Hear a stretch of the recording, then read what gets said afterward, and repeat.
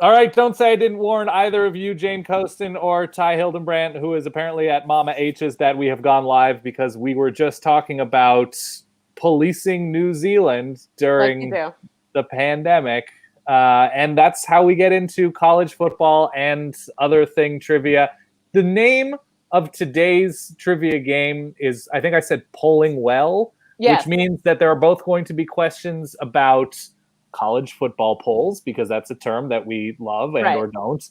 And also college football people who have entered the realm of the world of politics. All right. Give me that Lynn Swan. Give me that Lynn Swan Lynn question here. Swan, Let's go. that's tip of the iceberg, Ty. Tip Let's of the do it. iceberg. I'm Of ready. course, Jane Coaston, you know and love for her tortured existence as a Michigan Wolverine. Takes about the Civil War, takes about Cincinnati, just Yep. things that you wouldn't especially want to be enthusiastic about, but she is. Yep. She is. Yep. Well, All right. it's also, I've gotten to my point where when they started sending out announcements about college football season and people are like, oh, college football could be canceled. I was like, oh, thank God. Woo! I'm going to get so much done this fall. Yeah. This is what you need to know about Jane, because these are celebrities. These are very special guests that we're talking about. Senior reporter at Vox.com. We mentioned Michigan. She lives in D.C., that's Big Ten area. That is a Big Ten region. She tweeted about Dr. Dre and perhaps him weighing in on the coronavirus, and it has 23,000 retweets. That's where we are. She also founded the All PI offense, and that's just an offense based around pass interference. And she's looking to enter the leaderboard, seen here. If she gets 6 out of 7, she's tied for first with such luminaries as Nicole Auerbach and Adam Amin. Ty Hildenbrandt could be pushed off the board. It's possible. He beats 5 out of 7. Jane, are you ready? I am emotionally prepared for this, yes. Here we go. I'm going to retweet myself, because that's how things are in 2020. And we're underway is the tweet. And the first question, Jane, in 2000, former Nebraska head coach Tom Osborne ran up the score in his election to represent Nebraska's 3rd district. Was his percentage of the vote in the 60s, 70s, or 80s?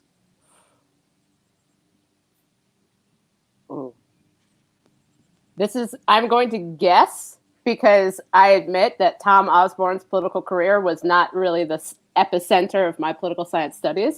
And Absolutely. I'm going to go with 80s. 80s is correct. He won. I'm surprised it's not 90s. 83-17, but he lost the gubernatorial race in a relatively, I think, 49-45. Ty, we go to you. Jane is 1 for 1.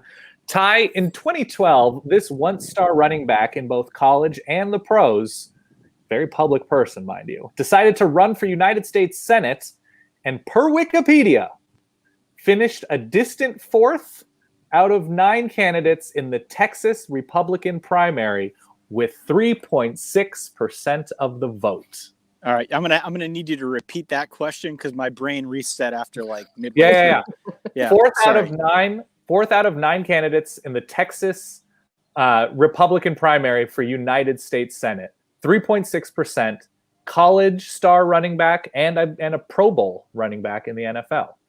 2012. Very public Texas. person.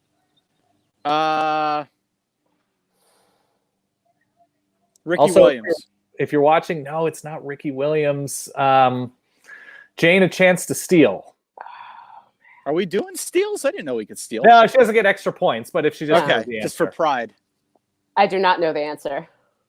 The answer is Craig James. Oh! Craig James. You needed to add like 2 more details to that. Yeah. Involving certain instances that may or may not have taken place. But 3.6% in a primary.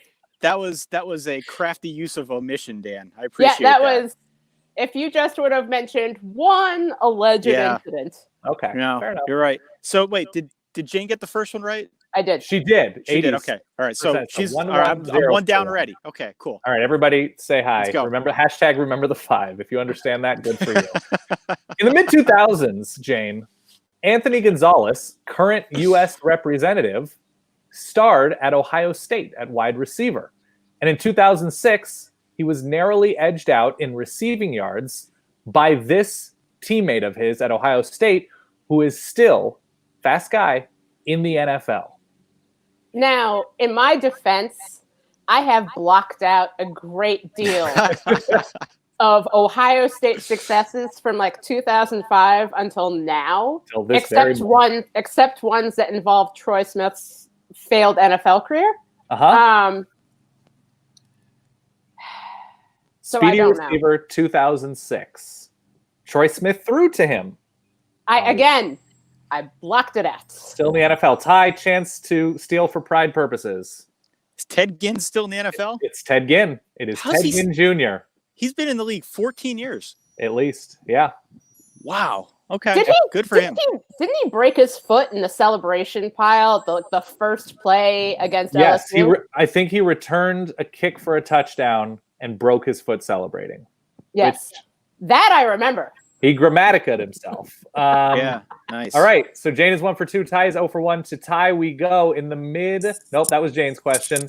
Ty, before the 2011 season, Northwestern mounted a legit Heisman campaign for this quarterback, who Bruce Feldman called the strongest QB in the country. The campaign featured billboards in Chicago and Bristol, Connecticut. Before the 2011 campaign, Northwestern mounted a legit Heisman campaign for this quarterback.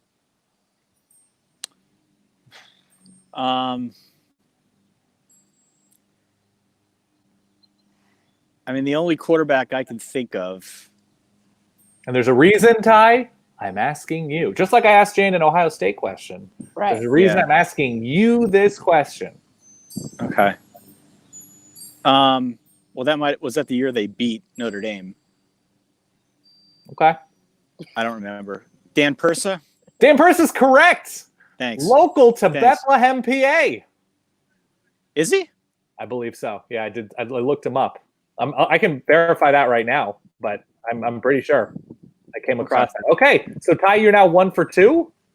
1 for 2. 1 for 2. Jane, we go to Jane now. Yep. Notable Michigan Wolverine, and perhaps the only president to play in the East-West Shrine Game, Gerald Ford played 3 positions for the Maize and Blue. Name one of them. Center. Which is an absurd thing to contemplate if you've ever seen what Gerald Ford looked like then or even when he was president. He tripped all the time, too, per The Simpsons. Yeah. No, it was like, it's funny to me whenever there's a discussion about like great teams of like ancient days. And I'm just like, if you look at Gerald Ford, what about him says center? Like, if I'm a running back and he is my center, I'm like, no, we're playing the option now. I also learned that Dwight Eisenhower got hurt playing at West Point and became a cheerleader. Did not know that. So I was learning all sorts of things. Okay, Jane is 2 of 3. Ty, we go to you. In the late 80s, one-time 2020 presidential hopeful Cory Booker was a touted high school football recruit who took his talents briefly to play tight end where? Oh, wow. Cory Booker played tight end where after he was a USA Today high school All-American tight end? Oh, man. Jane has a look in her eyes that she is ready to pounce. He went to Senator from New Jersey. I think did he go to Stanford? He did go to Stanford. Was that a guess? Was that no, it was an educated guess. Yeah. I knew he went somewhere on the West Coast. And I was just trying to figure out if it was Cal or Stanford. For some reason, I always get Cal and Stanford mixed up, which is probably not what they want to hear, but no, that's not at all. No, I'm not making any friends out there, but so it's Stanford is one that came to mind first. So I'm going to take this opportunity as we go back to Jane for question 4. You guys are both 2 of 3. Listen to The Weeds with Jane Coaston, a podcast that is really good and you should be listening to. Regrettably, we do not talk about college football, despite my efforts to get it be more about college football. My efforts have not yet returned fruit, but we're still working on it. I like it. Like as Jane compares things to John Chavis and co-hosts look on quizzically. Here we go. Jane, which head coach, vowed to always vote Duke number 25 in his initial coaches poll until he was told to knock it off in 2008, which is really just an own of Duke more than anything? Is that Steve Spurrier? That's Steve Spurrier. That's absolutely Steve Spurrier. Former Duke head coach. Good one. That's how he decided to Good approach question. his poll. Okay, 3 of 4, Jane Coaston. Now we go to Ty for question number 4. And of course, before question 5 for each of you, we're going to delve into the world of pop culture, and that will involve election year pop culture. Things that happen in pop culture in election years. Sorry, I got Uncle Joe here in the background. Uncle Joe I love that. is here in the back. I'm talking to the internet. All right, Ty. The internet. The internet. Yeah. Ty, we need some help here. I'll send you the link later. Yeah, I'm talking to the whole internet right now. Hi, internet. Uncle Joe says hi, internet. Hi, Uncle Joe. Hi, Uncle Joe. Ty, He's very in confused. Ty, in 1950, Gotta go. Bye, internet. In 1950. a senator in Ohio compared his big election win to Notre Dame trouncing the Little Sisters of the Poor. 60 years later, this Orville Redenbacher motherfucker of a college president did the same thing in defending his school and their scheduling practices. Is that E. Gordon Gee? That's E. Gordon Gee, Ty. Very good. We've got Yeah. a tight race here. And he looks like Orville Redenbacher, right? He does. He definitely absolutely looks- does. I also Yeah. like that he was both at Ohio State and Vanderbilt, which cannot possibly have been two different athletic experiences.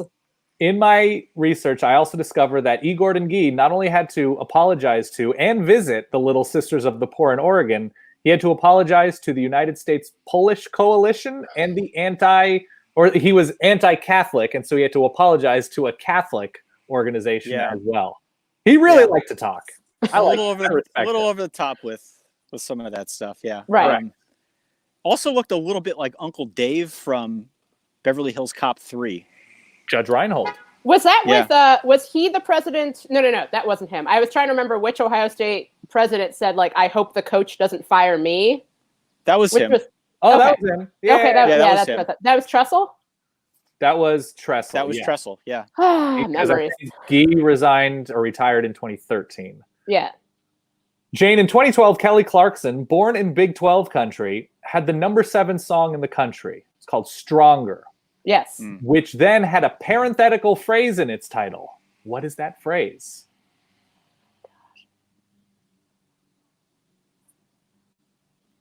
Stronger, parentheses. I don't know. I'm gonna guess like then yesterday, but that's Britney. So Can never I mind. take a guess? Ty, take a stab.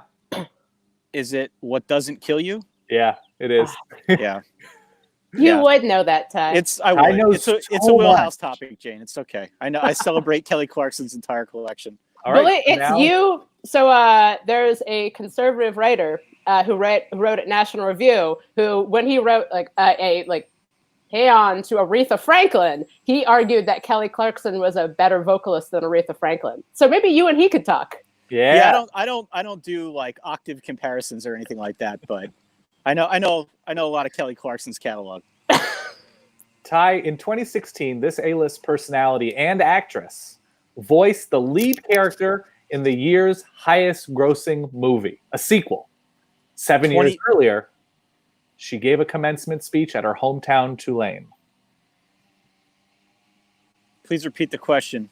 In 2016, this A-list personality and actress voiced the lead character in the year's highest grossing movie, a sequel.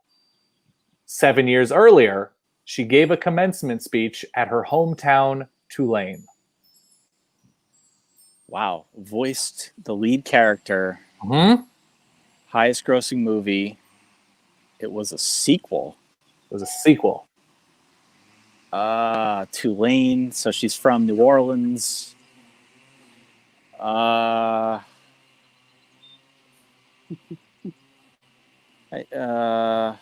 have no idea. Jane, chance to show Ty up?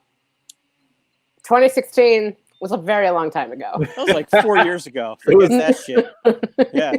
The answer is Ellen DeGeneres. Finding Oh. Dory. Finding Dory. That was a Finding tough one. Dory was the highest grossing movie in Yeah, it made 2016. like $489 million. It was the otters. Holy There's a whole crap. otter sequence. That's what people wanted to see there. Wow. Jane, in 2008, this large, loud, legendary Miami Hurricane finished as the runner-up on Dancing with the Stars. 2008, this large, loud, legendary Miami Hurricane finished as the runner-up on Dancing with the Stars. When we say large, how large are we talking? He's a football player who played at Right. Miami. Right. So large. Okay. Not like between a tight end and receiver large. Large. Okay. Ed Reed? That's what you think?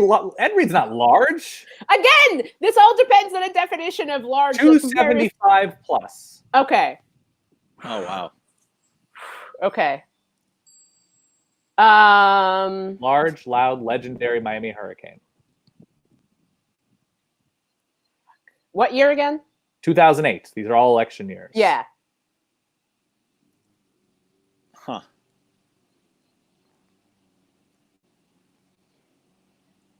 I'm gonna just Jerome Burris? We're looking for Warren Sapp. Damn it. Looking for Yeah, Warren Sapp. I was gonna say it's either got to be Sapp or Wilfork, right? Yeah, probably. I mean, The Rock, but he's not a legendary Miami Hurricane. He went there, but he's not legendary Right. for being a Hurricane. Yes. So I believe you guys are both 3 of 6, Yes. if my math. Okay, we go. I might push myself off the leaderboard. Yeah. Oh no, Ty, you are 3 of 6. Ty is 3 of 5. Ty. In 2017, a nominee for a federal judge position. He went on to. I'll start again. I'll speak it in English. In 2017, a nominee for a federal judgeship, who went on to withdraw his name from consideration, was revealed to be a quote Hall of Fame poster on a message board for conversation about this team. Oh man, I remember this. 2017 federal judgeship was revealed to be this a is not poster. pop culture, to be clear. I'm mixing it up. No. I remember this. The answer is not Bob Saget. It's not Bob Saget. No, it's I'm looking for the team, not the gentleman's name, by the way. Oh, the team. Yeah, for this team. Right. He was revealed. I can give you his name if it makes it any easier. Yeah, what's his name? His name is Brett Talley. That doesn't make it easier. Yeah. He now works in the Justice Department. 2017 message board regarding this team. I He mean, posts a lot of non-football and football thoughts.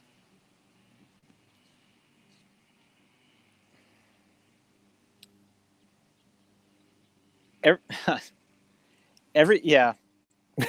I don't know. I don't know. I don't know. Without an answer. I feel like questions like this are always in like the SEC. Okay. And that's we do a college football podcast, so that is not with any intention of disrespect to the SEC. Please throw us a download. I'm also going to tell you it's not Vanderbilt because no message board covers Vanderbilt. It's not Vanderbilt. No.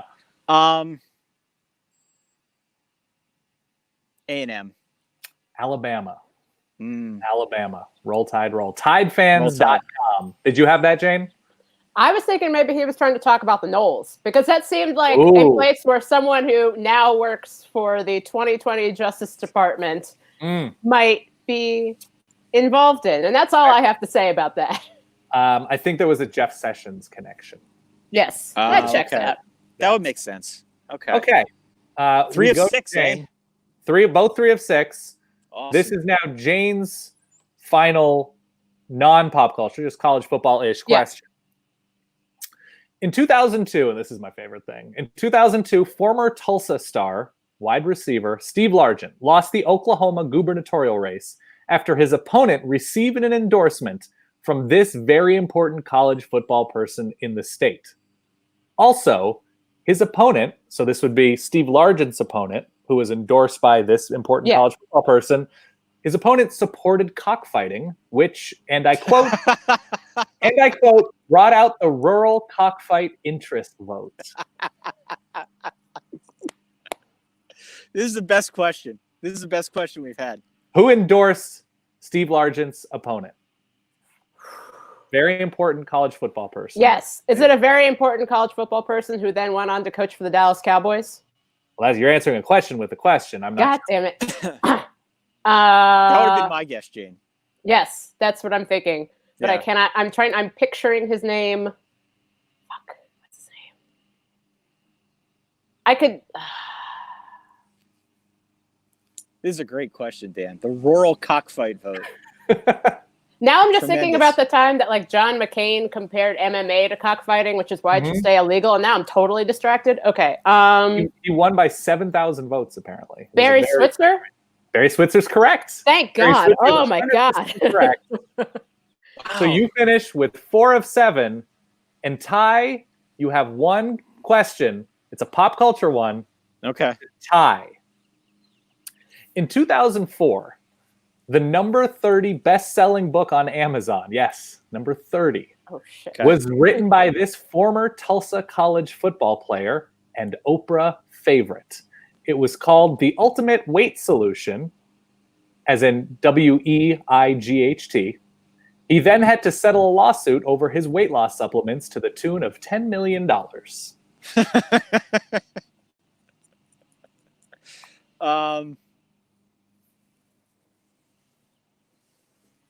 What was the title of the book? The title of the book was The Ultimate Weight Solution. Played football at Tulsa, as did Steve Largent. Wow. I mean, the only I must admit my knowledge of the Oprah Winfrey Show is scant. Uh-huh. The only two doctors, I put doctors in air quotes, that I could think of that may have had something to do with Oprah are Dr. Phil and Dr. Oz. Both of whom have weighed in on current circumstances to great avail. Yeah, weighed in. Good. Good job. Thank The you. Ultimate I Weight mean, Solution. Yeah. Look, I'm Webby adjacent here, so I don't think Dr. Oz was big enough to play football, so I'm going to say Dr. Phil. Dr. Phil is correct. Do you know his last Wow. name? Dr. McGraw. Phil. It is It's Dr. Phil Phil McGraw, McGraw. right? Yeah. All right. You are both 4 of 7, and I have Hooray. neglected to come up with a tiebreaker. So now I'm going to come up with a tie-breaking question. All right. right. Okay, here we go. I am going to do what Ty did the other day, and just like a statistic, it's going to involve Michigan. Here we go. I've got the player. All right. I'm now on his stat page. It's a Michigan player. Mm-hmm. That player is Braylon Edwards. Mm-hmm. Okay. Bolitnikoff winner. Don't Bolitnikoff listen to winner. anything he said after like 2010. This is fair advice. The total number of receiving touchdowns Braylon Edwards caught in his 4 years. I don't know if he didn't notch a receiving touchdown his freshman year in 2001. The closest person, this is not Price is Right rules, simply the closest person to his total receiving touchdowns in 3 years at Michigan wins. Jane, the floor is yours. First guess. 45. 45. Ty, 26. I'm doing some math here in my head because Jane wins. 39 Yay! touchdowns. He was only 6 off.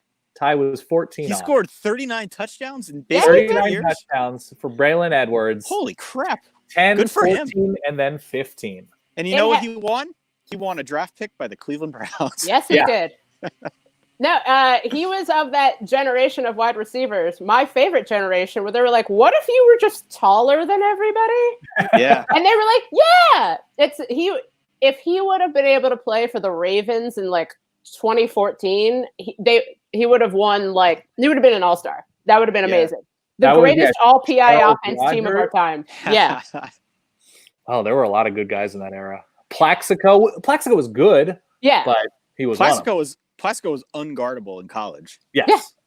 Yeah. Again, there was just this era of just like remember how we had that brief and amazing era of all these kids coming out of Deerfield Beach who all were like, yeah, we chased rabbits and that's why we're all fast. Yep. I don't know what was going on in like 2000, 2001, but there was this era of wide receivers who were all 6'5" with massive wingspans. Yeah. And all of their best catches were like just taking it from the cornerback and being like, cool, all right, I win. That was chasing rabbits. The burning sugarcane fields, I believe, would drive the rabbits out. Yes. And then you'd go catch rabbits, and then meet them. There you go. It's a pretty good way to get fast. That's why Ty and I, not fast. Yeah. Thank you, Jane, for playing. You have won the game. So much. This was an incredible experience that ended with cockfighting, Braylon Edwards, and Dr. Phil. Who do we got tomorrow, Dan? Tomorrow we have Andy Staples of The Athletic. Oh, boy. Okay. And Ty, I'm requesting, especially based on how this episode ended, I'm requesting a theme. You can use it. You cannot use it. Florida men. Oh, Florida men. All right, I'm in. That could go in so many directions. Oh, yeah. No, it's limitless. Thank you for watching. Thank you, Jane. Bye.